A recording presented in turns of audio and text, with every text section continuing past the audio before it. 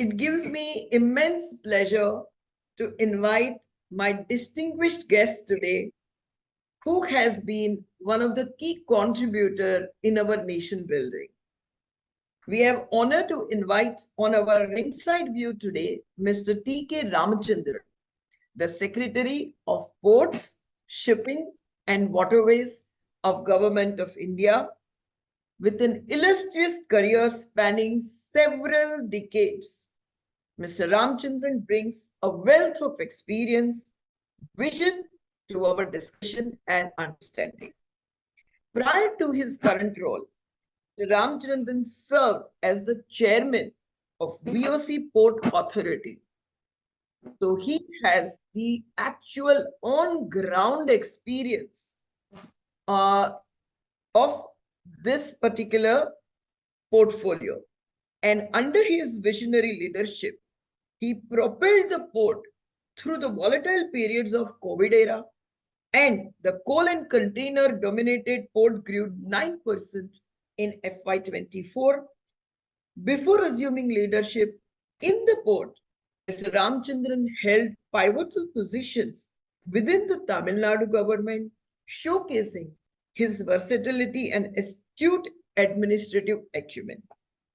And anybody who's part of our most beloved Prime Minister, I'm sure, would have proved his mettle beyond doubt to be part of his vision and implementation team. I once again welcome you, Mr. Ramachandran. And as India dreams to be a developed nation and also to be amongst the top 5 economies soon, this ministry holds a very, very important role, because when we dream of being the manufacturing hub of the world, it is our efficiency, our logistical cost, which will make a lot of difference to our dreams. I would request you to first give a little broader perspective that where do we as India stand in terms of both our potential to have waterways and ports and shipping capabilities, and what are the key steps that are being taken to improvise and be a great support to the industry. Thank you very much, Ms. Vora, and also for that very kind introduction. I will start off by saying that the Ministry of Port, Shipping and Waterways was renamed a couple of years back.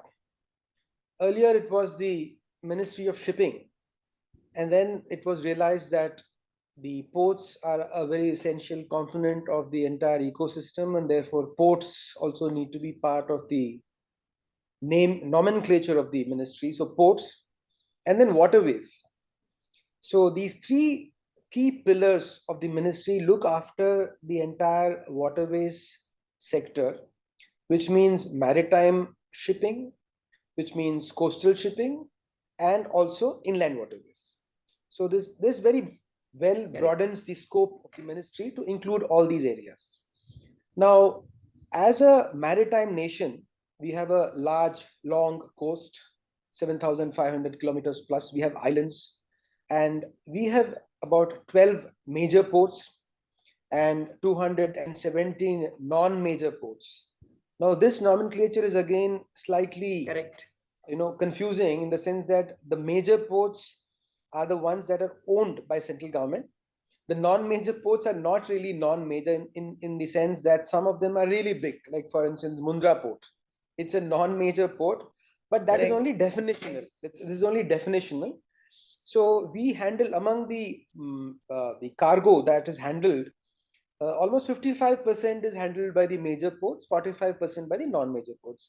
So though these 12 ports are smaller in number, just few in number, they handle about 55% of the EXIM cargo. So over the last 10 years, there has been remarkable increase. We have doubled our cargo. So our cargo capacity as well as throughput. So capacity about 1,600 million tons in the non-major, in the major ports, and the throughput is about 819 million tons last year.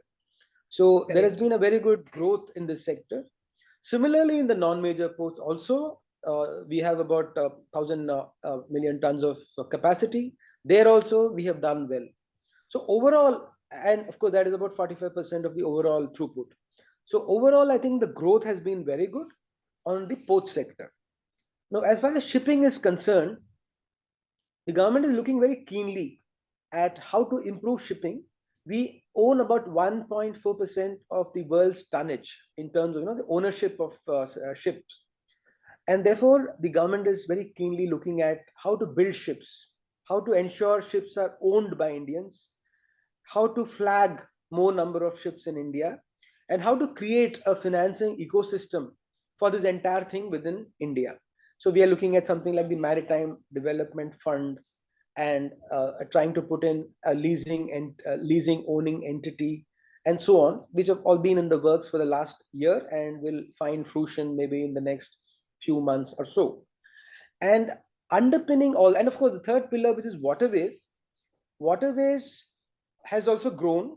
We are now doing 135 million. It was just, I think, a couple of dozen million tons of cargo. So we've grown 6, 7 times in the last 10 years. So waterways has really grown very well in the last 10 years. And the kind of investments that have been done in waterways, about 7,000 crores worth of investments through the Jalmarg Vikas project, JMVP, which is a World Bank assisted project.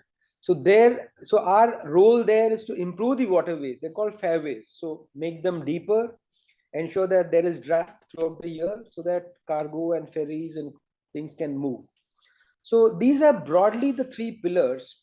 And our focus is on cargo movement, like I said, EXIM, then on the coastal cargo movement, and then on the inland cargo movement. So that is one pillar.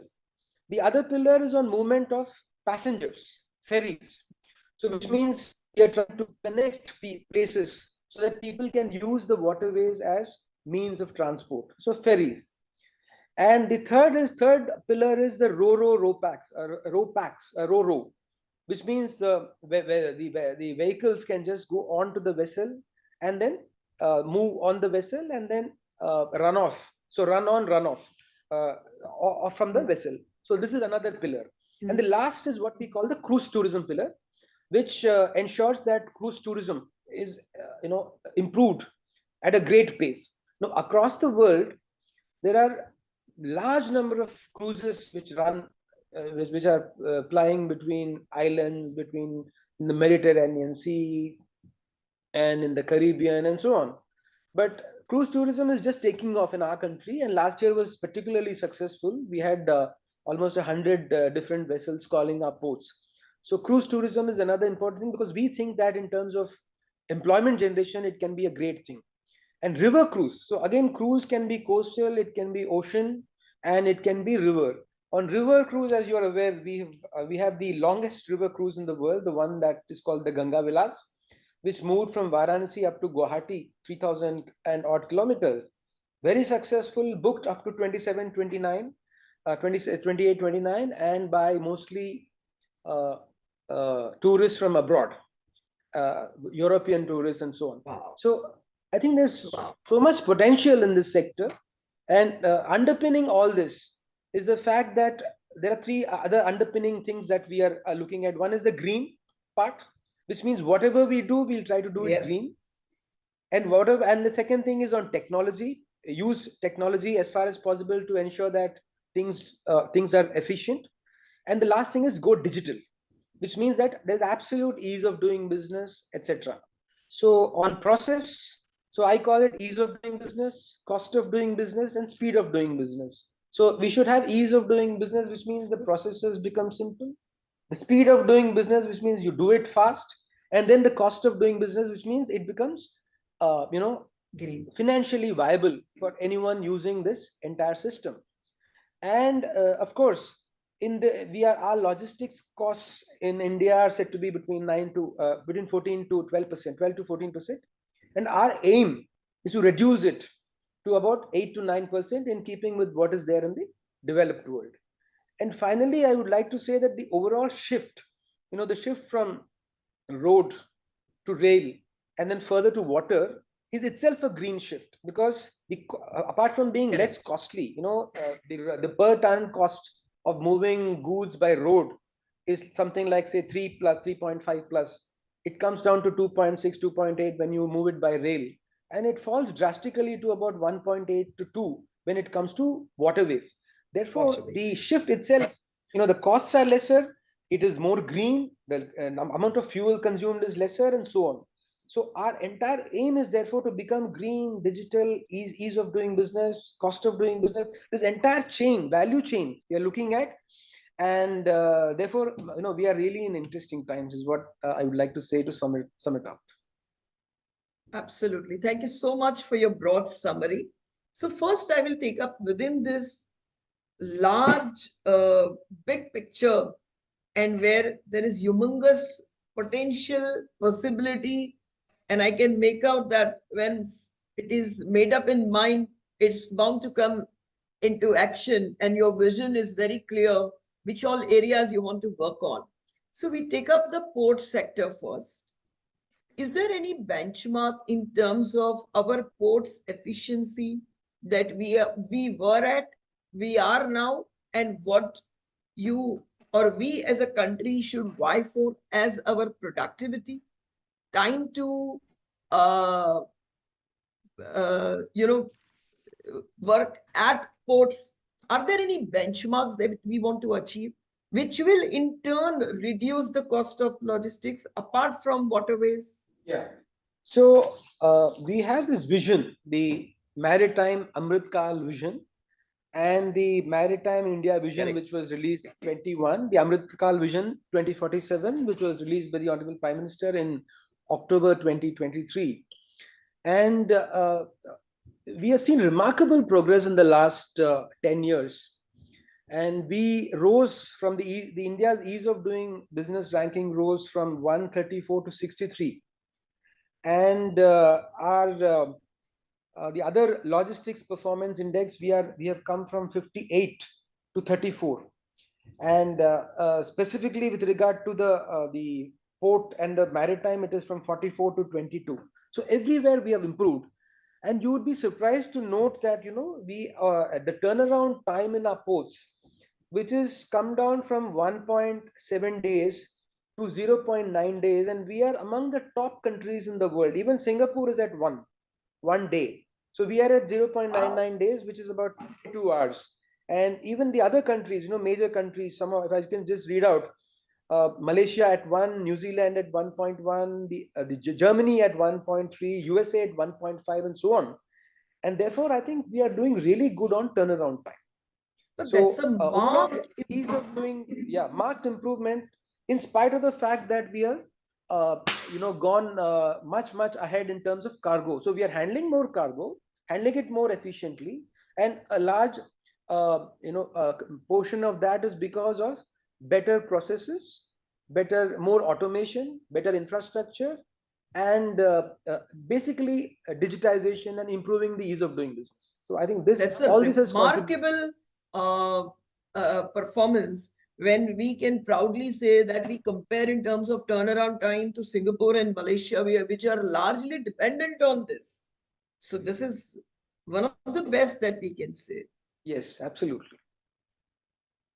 So now in terms of ports, have we really uh, utilized our potential, because our coastlines are really huge? And what are our plans in terms of newer ports or expanding the facility for bigger ships? What are the key investments which are required?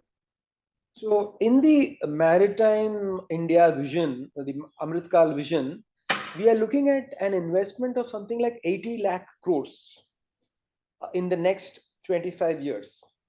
And Hmm. over just the last 10 years, in the last 1 year, that is after the Amritkal vision, not even 1 year, just about 6 months, we signed during the Global Maritime India Summit, we signed MOUs worth about, or projects about 10 lakh crores. So we are already, moving fast ahead.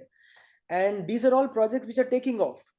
So what are our plans? One is that we are looking at new ports like the one at Vadhavan, which is going to come up at a cost of about 80,000 crores. So Vadhavan port near Mumbai, that's going to be an entirely deep draft container port. Of course, it will also have bulk and all that. The other is the outer harbor project in Tuticorin, where we are spending almost 7 or 8,000 crores to create deep draft facilities for containers. And then there is a third port that is being envisaged, and that is at Galathea Bay in the Andaman Nicobar Islands. So these are three big ports in the government sector which are either expanding or coming up anew. Apart from this, there are a large number of state government ports under the maritime boards, which are being done with private sector participation, and that's being done um, in a number of places. New ports are coming up. There are also captive ports coming up, Gopalpur, Dhamra, Gangavaram, of course, Krishnapatnam, which is being developed, Vizhinjam, which is coming up near Trivandrum, and so on. So the port sector is expanding at a massive pace. And this is in keeping with what we want to do in terms of our GDP. So if your GDP is growing, then the trade also grows. And we have seen that if X is the growth in GDP, then 2X is the growth in the trade and therefore the requirement for EXIM facilities. So all this is pushing us towards expanding our port capacity. And of course, to just round it off, we are also doing PPP. The PP, the landlord model. So originally, the ports used to function with their own staff, their own equipment, and their own management of the entire port operations. What we have done now is we have shifted from this to a PPP model in which we will just be landlords, and JNPA has become the first PPP, 100% PPP port in the country, which means all their operations are in the hands of uh, private operators who are just giving us royalty and who run these operations very efficiently. So we have all international operators, many from India also, and therefore this we find is a much more efficient model. So that is also something which we are using in all our ports. So now we have about 35 berths which are under PPP. By the end, maybe in another 5 years, 80% of our berths will be under PPP. So that will also bring a lot more efficiency, you think, and the new technology in terms of, as what you say, digitization, etc. Yes. Yes. So port sector alone will have a huge investments. How are you all planning to fund that? Yeah. So the funding, like I said, one is the PPP. In Vadhavan, for instance, though it's an 80,000 crore project, our role will be limited to providing the basic infrastructure. For instance, the breakwaters, the jetties, and so on, the dredging, the approach channel, and so on. And it'll be the industry which comes in with the balance funding. Maybe ours will be about 15, 20,000, 60,000 will come from the industry. So the PPPs are a major source of funding. The private sector will fund this. The second thing is we are looking at something called the Maritime Development Fund, which will be created with equity from partly from government, partly from the ministry, and partly from different government entities, ports, and this will be leveraged with external commercial borrowings, and we hope to create an ecosystem for financing both shipping as well as infrastructure, shipbuilding, and the ports. So this MDF is something that is being looked at with great anticipation by the industry. We've had several rounds of discussions with a large number of stakeholders, banks, lenders, and equity, those who are funding equity, NIF, then development finance institutions, DFIs, and so on, the World Bank, ADB, a lot of institutions we are talking to. So we hope to create this fund, which will ultimately work well on tenure, because tenure is something that is a cause of concern. Long tenure loans are difficult for the shipping industry to obtain. And then, of course, we are also looking at the interest rates. Correct. So very comprehensive thinking has gone behind. And as we move If we are the fifth largest economy, our shipping itself also, as compared to what some of the world's leading economies are, of course, they are much larger, like US and China. They have a much larger volume share. So, how do we try to take this shipbuilding, uh, ship repair, and ship ownership forward? And are there any particular policy measures which you all have already unleashed or you think are required, which will really allow this potential to get unlocked? Yeah, a large number of policy reforms have also taken place in the last few years. Hmm. And some of them I'd like to highlight is, for instance, the Major Port Act being, brought in place. The earlier act, Major Port Trust Act, was replaced by the Major Port Authorities Act in 21.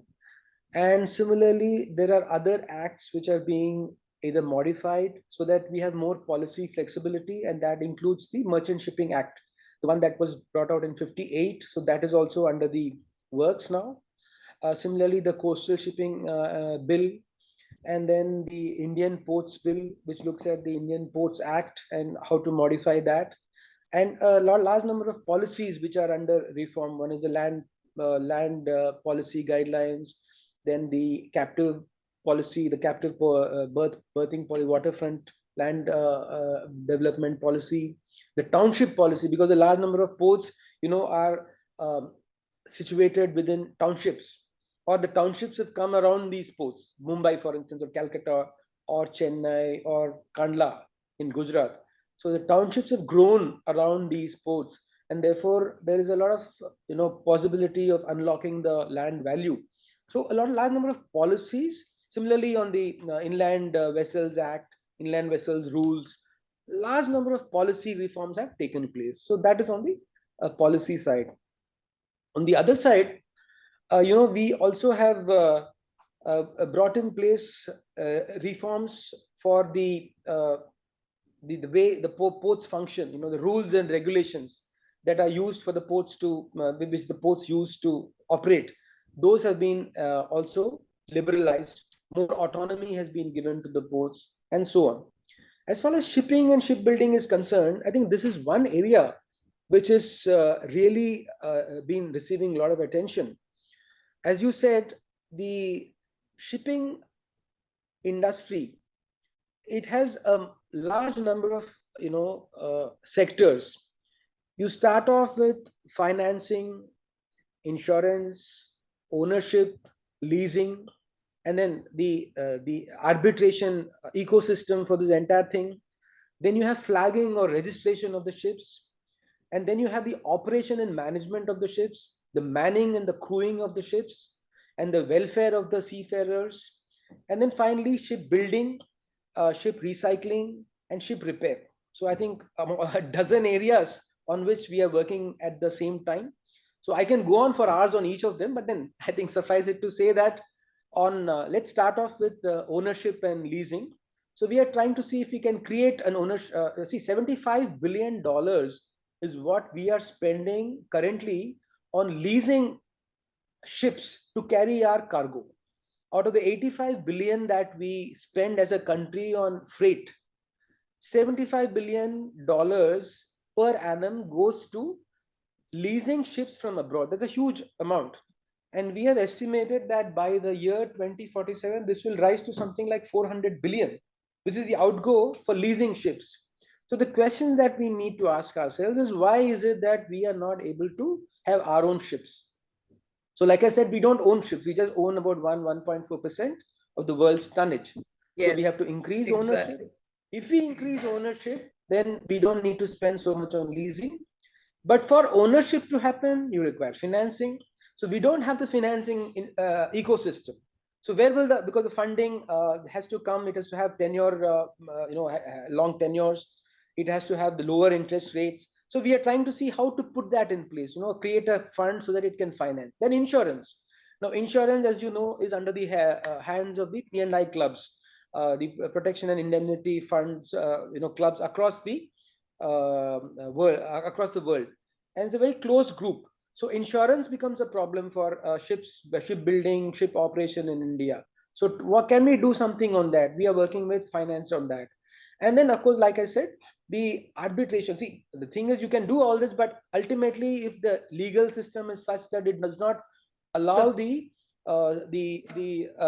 system, there are delays, etc., then people will go off to Singapore or Dubai or London or something. Correct. So therefore we have to create this arbitration. So this is one set. The other set is on registration. See, we again, flagging, we are again at 1 or 2% of the world's flags. So we are not that good on flagging. So we want to know, why is it that people are not flagging in India, which means why are they not registering in India? So there are some issues there. There are issues related to taxation, related to direct, indirect, both taxes. So that we are trying to solve. On crewing, operations, again, technical management. We have Indian companies which technically manage ships. So we are strong on that. But where we are really strong is on crewing or manning. So about 1.7 or 2.8 lakh. Again, this has grown almost doubled in the last 10 years. We were at 1.4 or 5, and now we are at 2.8. So this is the 2.8 lakh seafarers of Indian origin. They work on ships and shipping companies across the world. In fact, you may remember this, the Baltimore incident. It was not our ship, Yes. it was not our flag, but there were some 20 Indians on that. So this is a very good industry which gives a lot of employment. It has a lot of employment potential. Therefore, we are looking at how to improve that entire ecosystem for manning, crewing, which means right from the examination system, making it digital. Something like the IIT JEE, just go and write the exam. So making it very easy for the seafarers to write the exam and get their certificates of proficiency, the certificate of competency, and so on. So that is one thing. And ensure seafarers' welfare, because they operate all around the world. And you might have heard how the government has stepped in, the Navy has stepped in to rescue our seafarers, to ensure their welfare across the world, not just in India, but across the world, whether it's the Red Sea or elsewhere. So that is one important aspect. And finally, coming to the building and this thing, shipbuilding is one thing which we have concentrated on. We brought in special projects, programs for that. For instance, the shipbuilding financial assistance policy. So this year we gave around 100 crores worth of subsidy. So large 126 ships are being built in Indian shipyards. But we want to create more capacity, and therefore in January we inaugurated the international ship repair facility at Cochin, huge one, which can at a time take about 6 to 10 ships it can repair.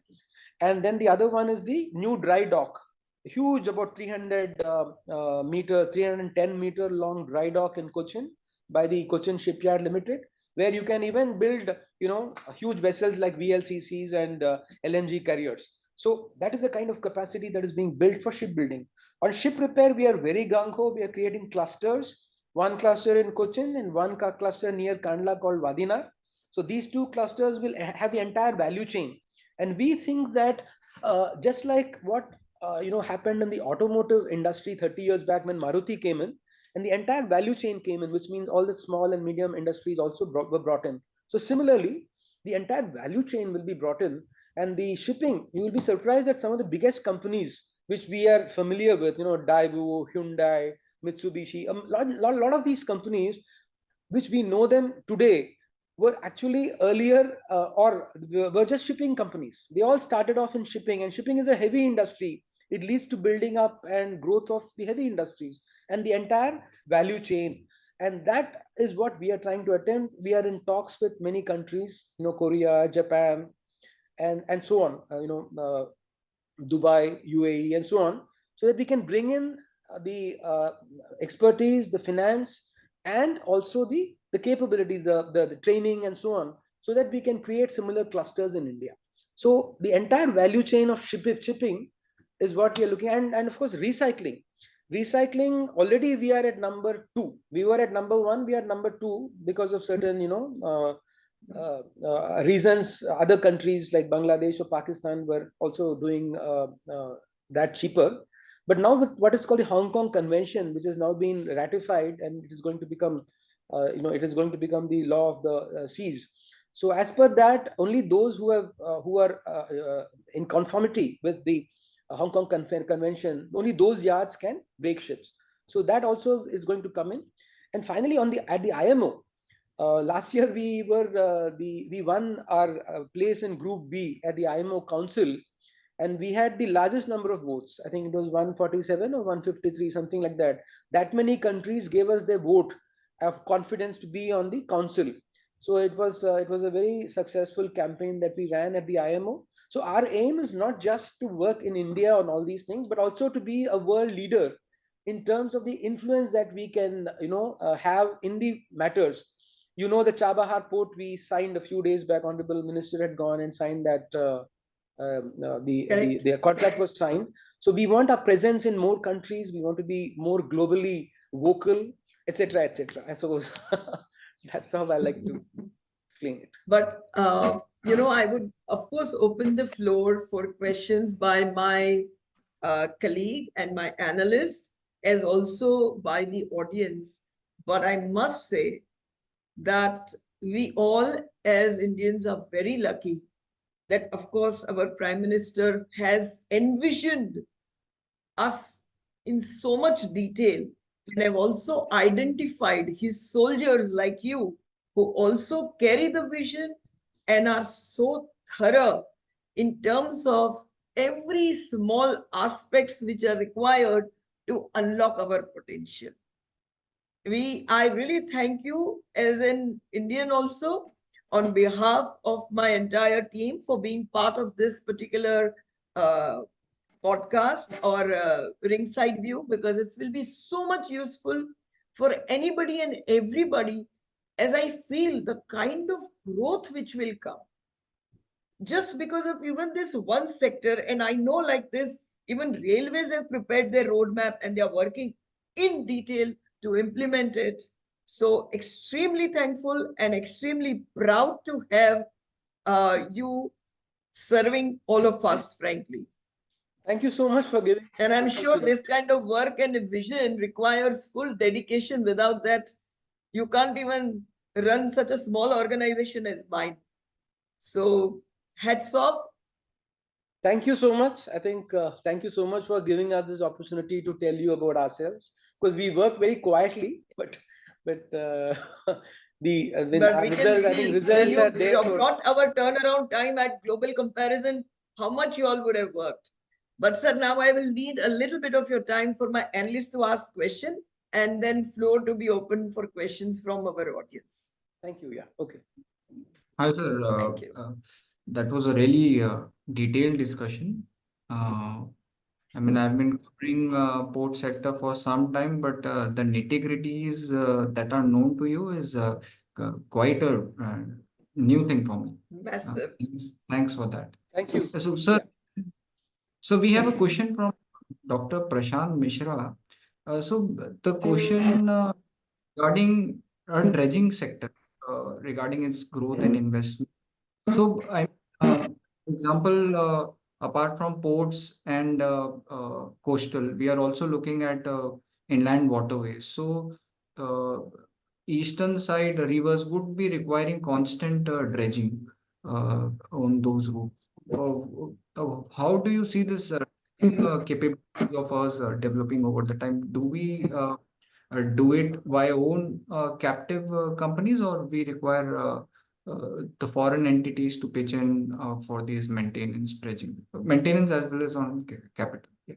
So we have quite a good capacity in dredging. As you are aware, the Dredging Corporation of India, we own a large number of dredgers, 20 plus dredgers, and they have huge capacities, and they do their dredging in the major ports, and they are mostly tied up.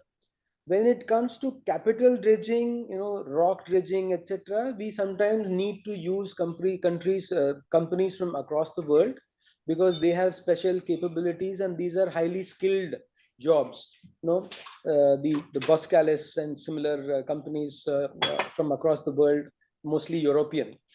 Now, the thing is, we are now also looking at dredging of the riverways. So in the riverways, we are having a large number of companies which are participating, doing the dredging. And this is a sector which will grow. And we envisage that over the next 5 years, there'll be huge dredging requirements, and we are actually doing the building of a dredging of a dredger in the CSL, one of the modern dredging equipment in CSL, which will be ready in a couple of years. And we hope to be then self-sufficient even in dredgers, even in building of dredgers in India. So the sector has huge potential. Absolutely. Sure, sir. So the investment potential, are we putting in some investments, or we are waiting for? Yeah, so investments not only in creating the dredgers, in building dredgers. So one is being built now, right away. Now it's being built.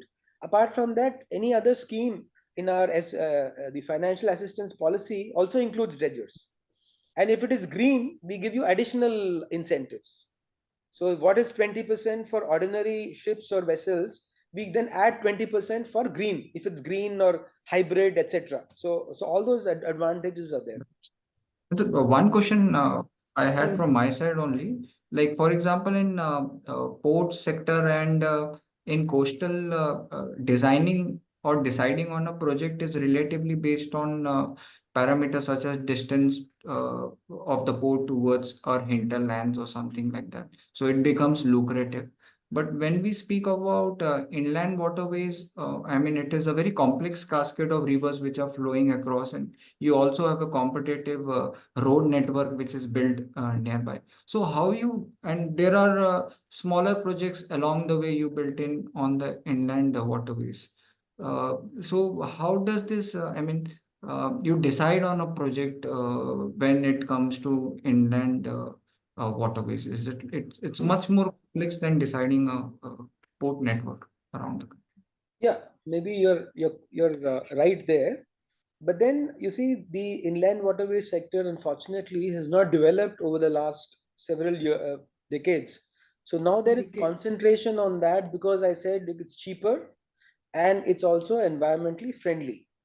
Now, the issue is, unless you develop this synergy between rail, road, and water, what we are calling now the multimodal, आपने सुना होगा about this गति शक्ति project, है ना? I mean, जो गति PM गति शक्ति project के बारे में, जहाँ पे हम सारे ये जो multimodal infrastructure है उसको सब एक जगह में लगाते हैं, so that we are able to ensure that you can shift from one mode to the other very seamlessly.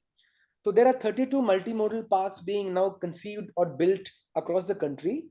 जैसे एक अभी असम में हुआ है, एक अभी चेन्नई के पास हुआ है, and these are all taking off. So the idea is that the multimodal approach, the Gati Shakti approach, will ensure that there is seamless transition between the various modes of transport.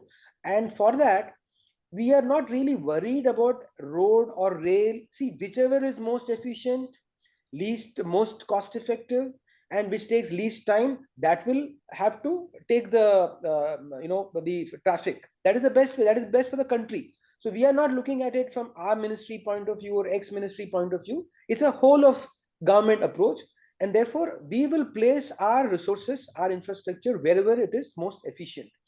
Like for instance, Kerala आप लीजिए. Kerala में entirely the state is linear. Now here is a state where the roads are, comparatively, when you look at the other states, there is not much space for the roads to expand. आप गए होंगे, आप वहाँ घूमे होंगे. So the roads are all curved. To take a container truck along those roads becomes difficult. Now there, luckily, nature has given them the blessing of linear waterways right from Calicut up to Kollam. I mean, it's about several hundred kilometers. Now we are planning to concentrate more on such places where you can't use the roads much. You have a constraint of capacity there. You can't use the sea also because then you'll have to have a different class of vessels. The costs are increasing, and also in monsoon time the sea becomes very rough. So in such places you use the coastal ways, and we are now seeing how we can dredge, ensure that and then water is also available throughout the year.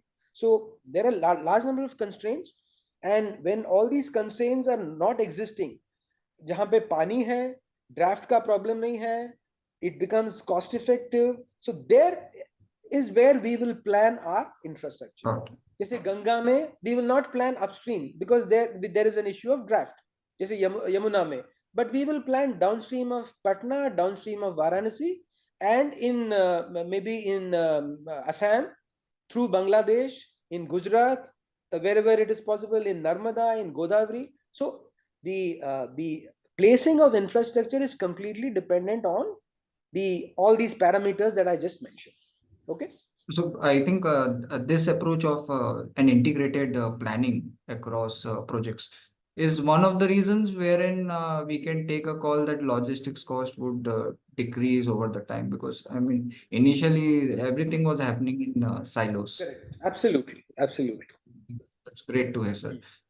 Another question we have from Dr. Prashant Mishra is, are we working on any green ships like hydrogen powered engines or something like that in ships? Do we have the technology built in currently, or are we prioritizing this Yeah. So, thing like in? I said, we have a very important vertical on green ships, green ports, and we have created a national center of excellence in green ports and shipping, which was launched last year in January. And one of our aims is to ensure that because we are fuel deficient, we have to import our fuels. To the extent possible, we must convert to fuels that are locally possible and locally manufacturable, right? So, so we are working with the National Hydrogen Mission of the MNRE Ministry, and we have done a pilot, or we have started a pilot where we are converting two of our vessels which are now with the Shipping Corporation of India. We are converting them into methanol methanol vessels. Now it doesn't matter whether it's green methanol or whatever at the initial stage, at least, because we just want to demonstrate that we can have methanol vessels. Now when we have the vessels, also we need the ecosystem.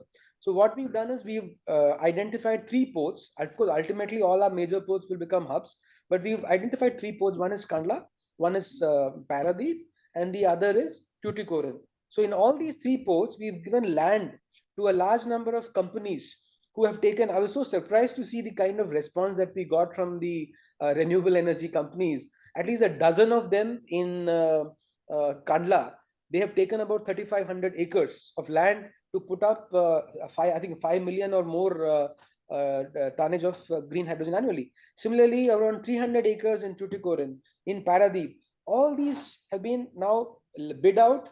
The companies are all going to put up their electrolyzers. The hydrogen ecosystem has been created.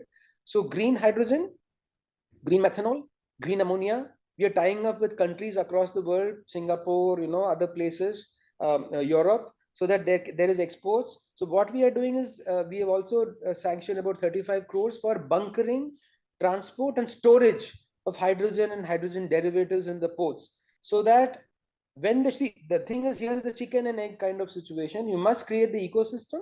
You must also create the vessels. So you might have a green vessel but no green ecosystem, then you can't fuel the ships. So we are looking at both simultaneously, so that in maybe a couple of years we have the entire ecosystem ready to take on green, the entire to become green. One question we have from 3D. It's regarding somewhere the growth port handling capacity for next 5 years growth projections they're asking. But currently what we see is around 2,500 MMT of overall capacity we have. We utilize around 1,600 MMT. Yes. So there is a big mismatch when it comes to utilization of in major ports, for So in example. the port So sector, you see, we do not wait for 100% capacity utilization, because if you do that, then you'll cross 100%, and then for 5 years you will be left with no capacity. So in the port sector, 70% is what we look at as being the ideal time when you should plan for capacity expansion. So here we are almost going to be touching that. And in individual cases, I know in some oil berths, in some container berths, we are touching 80-90%. So it's all, yeah, 80-90%. So this we are now, like you rightly pointed out, 2,500 is the total capacity. We are looking at expanding, like I said, Badhavan will add about 20 million. Galathia will add about the 6-7 million. Tuticorin will add about 4 million. So it's a huge capacity expansion that is being planned across the major ports.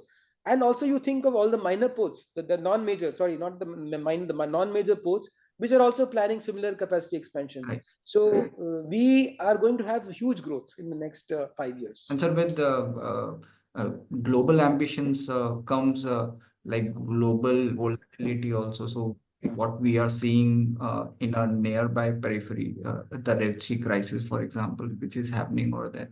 So I mean, when we are looking at now assets which are beyond our own course, so how would we think of dealing with those things? Because again, for example, via Chabar port, there could be some sort of a different route which could be routed, cargoes could be routed through to Europe or Russia via Chabar and all. So, when planning for these ports outside India, we also look at the volatility which could take place in the future, like that. I'm planning Yeah, those so projects. we are looking at a number of alternatives. The Red Sea was a revelation of sorts, in the sense that, within of course, before that, the Middle East crisis in the Middle East, before that, COVID. So it's not as if the shipping industry and the ports are not, have not been facing crisis over last few 10, 15 years. They've been doing that, but they've also been handling it, and I must say quite efficiently. Of course, the costs will increase. Well, like during COVID, we had huge cost increases, 300-400% in container movements, etc. So that will happen, but I think overall it was managed well. Similarly, during the recent crisis, we have had, diversions. Costs have increased, insurance has increased, for instance, but overall I think it has been managed very well, and we have not had a single case where the ports have complained that, look, we have lost cargo has not really suffered, trade has not really suffered, and the overall whole of government approach has helped all the ships to be confident, all the shipping, the entire shipping industry, shipping lines to be confident that movement can take place. Fertilizer movement has happened, petroleum movement has happened. We've not really had any shortages, so nothing has really gone awry. So I think overall we will manage, and we will manage it also by looking at alternate corridors. You must have heard of the IMEC corridor.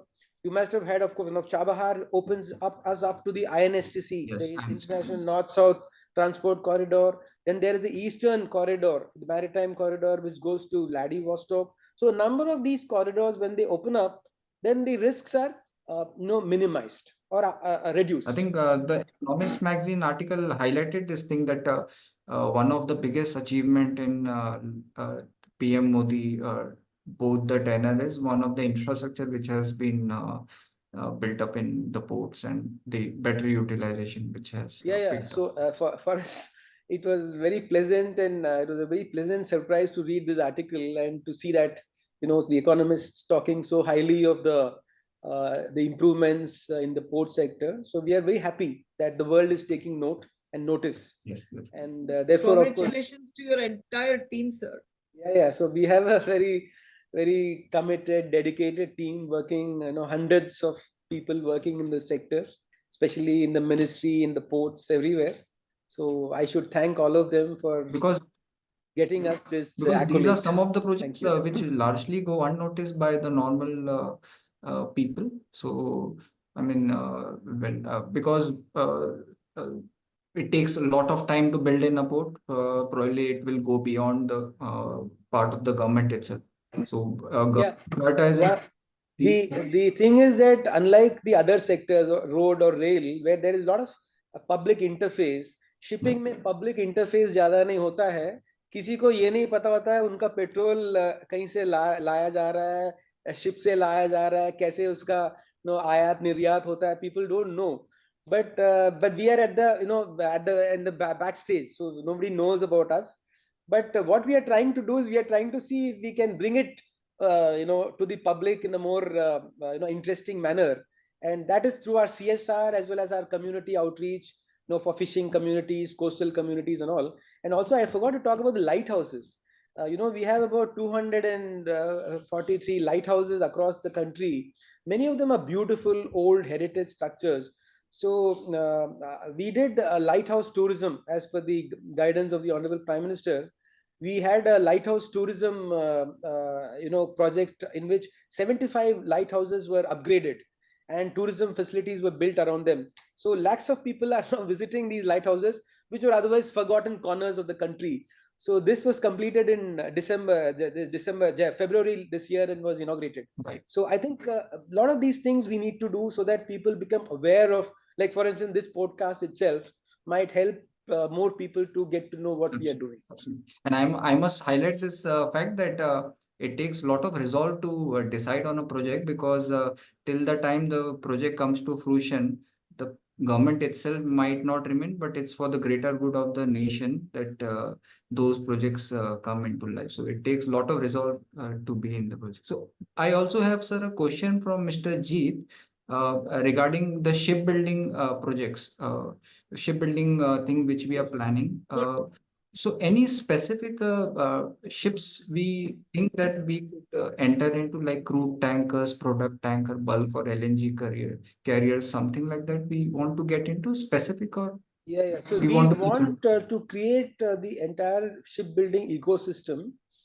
We are studying it very closely, and like I said, I gave a detailed answer a few minutes back. But basically, just to repeat that, the entire value chain, whether it's shipbuilding or repair or ownership, leasing, financing, insurance, the entire value chain is where we want to be present, because currently we are not there. Correct. So if you want money to finance a ship to be built in India, it's difficult to get that money. So we've created a scheme for that, the ship building financial assistance policy. And now we are seeing a lot of traction, and a lot of companies are coming forward to use that scheme to build ships. So I think 126 ships are so far have been given that subsidy, and they've come up, they're building them in our own shipyards. So there's huge scope, and we want to create that entity, a leasing owning entity.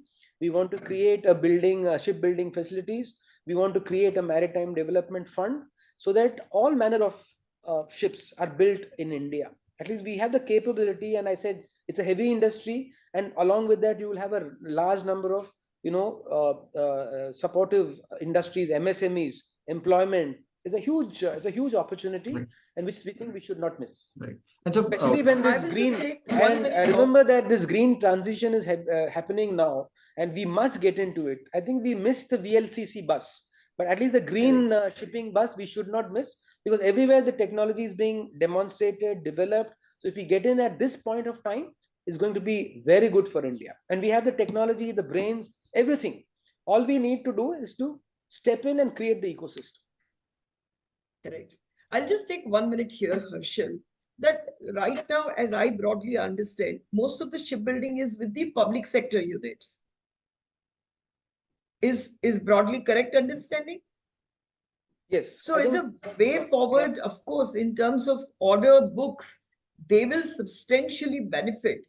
But does government also think that to really manage the kind of growth which is likely to come in the shipbuilding industry, when you put so much effort to develop the whole ecosystem, will these public sector units need to be privatized, or they will continue to be within the public sector itself? Is there any thinking on those lines? No, so there are large number of shipping yards both in the private and public sector. So each of them will perform their respective roles, and the public sector, at least in the CSL, the one that the Cochin shipyard, which works under the ministry, the order books are full for the next 10 years. So we have no issues on that. Similarly, I'm sure that the other shipping yards under the defense ministry are also have their hands full. The question is that how do we create an ecosystem that encourages the private sector to get into this and business of shipbuilding and ship repair and all that. So I think once we create an ecosystem that is supportive, everything will happen automatically. But that ecosystem needs to be created, and that's where we are working. Correct. Understood. Yes, sir. So one question what we have it is what is the minimum tonnage of ships we are planning for coastal movement within India? Coastal movement is now at 135 million tons, I think, around 4 or 5%. So we are quite sanguine. We have put in a lot of measures to support and encourage coastal movements. And as you are aware, the VRCs, the vessel-related charges have been reduced. I think 40% is the concession that we are giving. Similarly, there is priority berthing. Then the ports have got infrastructure, coastal berths dedicated for coastal shipping. The SOPs have been put in place to handle as a coastal cargo, so that they don't have to go through the usual customs kind of route. Then we are also contemplating a VGF scheme for coastal shipping, and already all these measures have shown a lot of result, because coastal shipping has grown, I think, by several percent in the last few years, and CAGR, and we are now at about 135, and we are thinking of coastal as being a very viable alternate to roads. So it is being looked at very, very closely, so that it becomes a viable alternative to the road and rail network. And sir, and the last question what we have is in on transshipment. So, for example, when we are thinking this year around, there will be this Adani transshipment which will go live in Kerala, and then you also have a transshipment terminal which is going to be built up in Colombo, and then we have a transshipment which we are planning in Nicobar Island. So, with these transshipment, so Nicobar Islands per se, if we speak, it falls in a very major traffic region of the global volume. So, do we need some sort of regulatory reform, some business-friendly reforms wherein volumes over there would really pick up quite well on those routes? So And transshipment, what would you see, the transshipment is what is defined in many ways. One of the transshipment that we are talking about is Indian cargo getting transshipped at international ports. Okay, that is about 4 million tons, which is now happening. 4 million TEUs. Okay, not tons, TEUs. So what we are saying is that if we want our cargo being currently transshipped at international ports, like say Colombo, which does about 2 million, 2.5 million, then Singapore, Jebel Ali, Port Klang, and so on. So our cargo is going there, getting aggregated and getting transshipped. So this cargo, to us, it seems very obvious that this adds costs. When you transship, when you have a second or a third handling of the cargo, then it adds costs to the entire logistics chain. So we spend about $100 extra in this transshipment when it goes from India to these places. So it seems to us logical that this transshipment should happen in India. So which means if 4 million, you just multiply it, it comes to about 2-3,000 crores. So that much is what we will save. So that transshipment, if we have to do in India, we have to create the capacity, and that's why we are doing these transshipment. Then there is what is called as international transshipment, which means it comes from a country A, goes to a port in India, and goes to a country B, which means it does not enter India at all. It's international transshipment. Now, this is the kind of transshipment that a port like Vizhinjam might be looking at. Okay, so these two things are different, and both of them are possible. Both of them will grow, and we are looking at the GDP growth of the kind that we are planning, or which the economic survey is planning. Then obviously all these are going to be required. So, like overall India, if we see, it's like 20 million TEU cargo. So 4 million is something we are looking at. We'll get it back from Colombo. Correct. That's Absolutely. done. Absolutely. Yes, that's it, ma'am, from my side. Any final words? Sir, thank you so much for your time. And I can say that some of the best CEOs always have a vision, a management capability to implement, and beyond all the numbers by heart, because they've internalized everything so much that they don't need to look around for any numbers. And whatever questions came, your answers were absolutely data backed. So I'm very confident that you and your entire ministry will definitely achieve the goals that you all have set for yourself. Thank you so much for your time and wish you all the very best. Thank you very much. I also enjoyed the conversation. Thank you so much. Thank you So much. Thank you So much. Thank you So much. Thank you So much.